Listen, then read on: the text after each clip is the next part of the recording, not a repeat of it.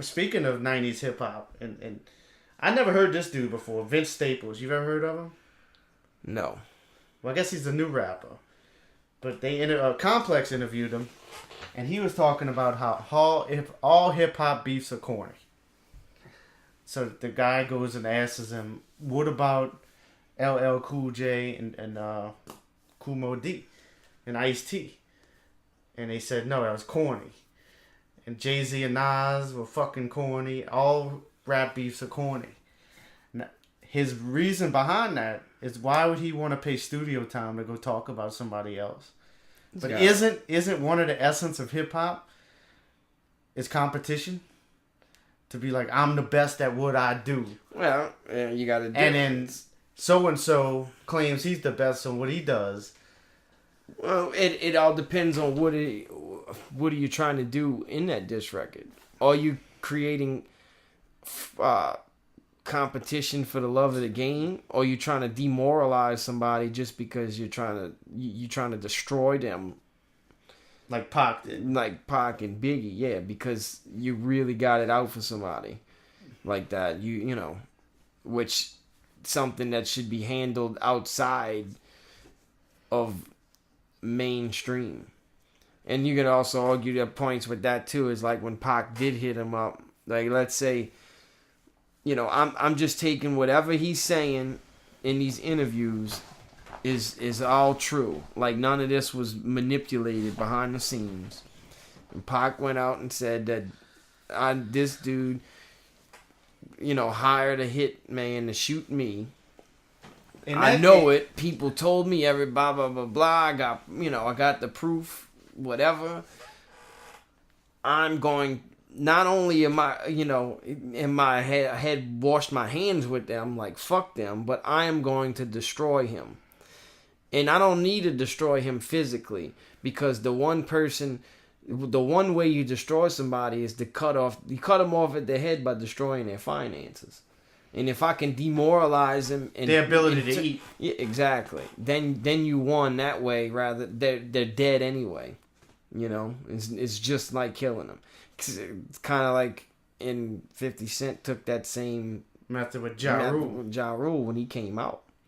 Now, is it corny though? But is that, now at the end of the day, is it corny? I don't know. That's what I'm saying. You can go both ways with that, because you could say that it is corny because, like, that's how you're going to handle that. You're going to run and go to the studio and just talk a bunch of shit about this dude on a record. You know what I mean? Or you confront him. Or you're going to handle it. Yeah, like this dude tried to get you killed, so you're just going to go run and talk shit about him on a record. Now, what about someone like Ice Cube and NWA, which was more business related? It probably wasn't. I mean, maybe it was personal, but I don't remember who took the first shot. NWA or was did 100 miles of running, I think. That was that the first shot? When they put I think so. The one that did, so that you think that, I don't know if they actually made a diss song about him. I think they were just nitpicking about it in interviews and stuff. And that compelled Ice Cube to make the record. Which is probably the best diss record ever recorded. Possibly, yeah. The beat wasn't as hot as Hit 'Em Up. As I got older, Hit 'Em Up gets less. Well, because you heard it so much. Like, it was embedded in your brain. And no, but I think Ice-T had a point, man. Like, why? Well, he did. He has a very valid point. And it wasn't that's what I'm saying. You're gonna handle this. That's how you're gonna handle this. This dude tried to get you killed. But lyrically, Hit 'Em Up is not all that. No, it wasn't. It's but not it wasn't. at all. It wasn't. It was what he was saying. He went straight to the point. Yeah, like, it was just an all out, like, fuck you. And Pac was such a great speaker. You know, he was a great motivator. So it had so much energy behind it. And it was the first one. Like, No Vaseline didn't get the mainstream air that.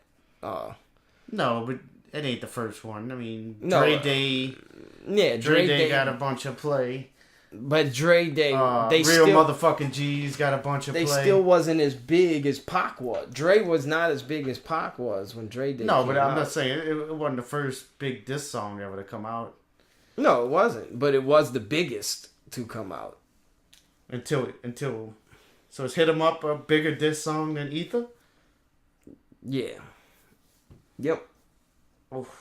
Because the Nas and Jay-Z beef to me was more like the Ice the LL Cool J Kool Mo D.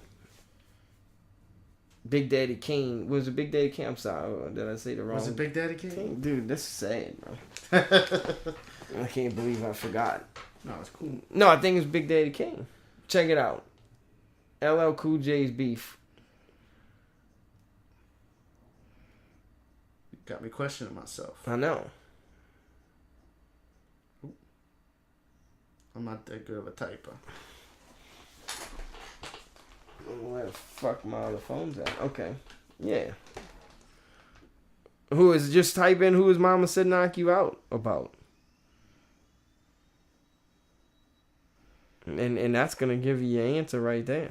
Yeah, I told you it was Kool Mo D. Kool Mo D. I had it right. Big Daddy Kane in my head. No, I had it right the first time too. Kool Mo D. And I questioned myself for some reason. You got me questioning myself. Yeah. You're like a bunch of fucking idiots. I know. That's sad.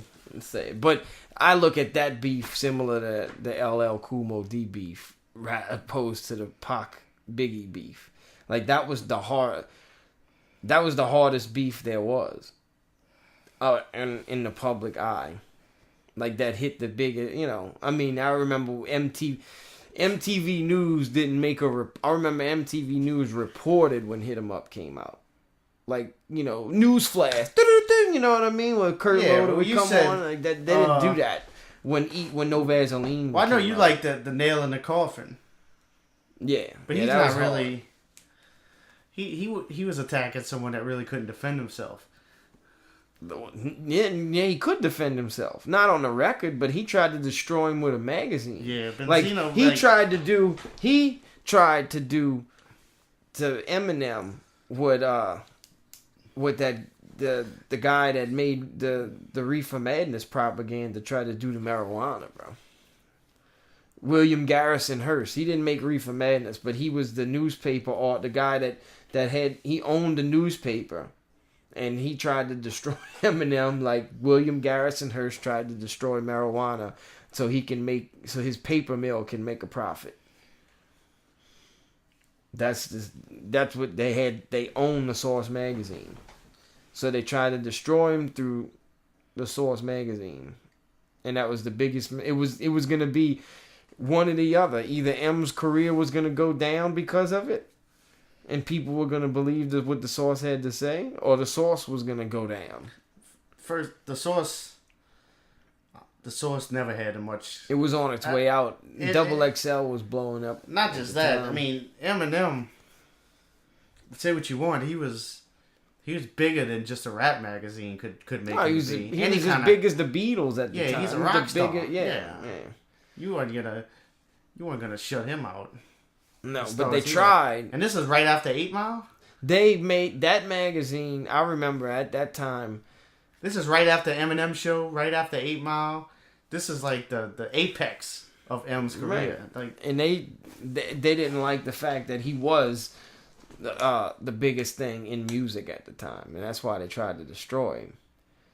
And they were trying to call him a fraud for what he was, like trying to pull skeletons out of his closet and a bunch of bullshit.